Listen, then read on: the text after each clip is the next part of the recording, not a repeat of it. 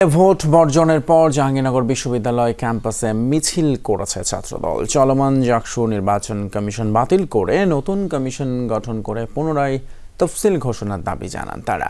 রাত ৯টার পর ভোট গণনা কেন্দ্রের সামনে দিয়ে মিছিল করেন ভিপি প্রার্থী সহ ছাত্রদলের নেতাকর্মীরা।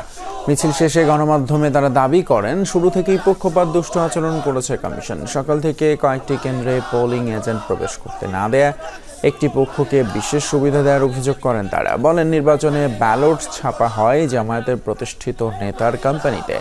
প্রায় ১২,০০০ ভোটারের বিপরীতে ১৫ থেকে ১৭,০০০ ব্যালট ছাপানো হয়েছে। অভিযোগ, অতিরিক্ত ব্যালট পোলিং এজেন্টের মাধ্যমে সরবরাহ করা হয়েছে ইসলামী ছাত্র শিবির এবং ছাত্রী সংস্থার কাছে, যেখান থেকে ভোট কারচুপির অভিযোগ করেন নেতারা। সকাল থেকে ফজিলাতুন্নেসা হল, ছাত্রদের ২১ নম্বর হল, তাজউদ্দিন হল সহ বেশ কিছু কেন্দ্রে মব তৈরি করে পোলিং এজেন্টদের বাধা এবং ভোটারদের মাঝে ভীতি তৈরি করা হয়েছে বলেও অভিযোগ তাদের।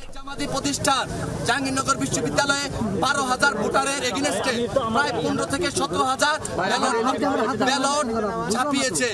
এই প্রার্থীর ব্যালটগুলো কোথায় গিয়েছে, কাদেরকে এই ব্যালটগুলো সরবরাহ করেছে?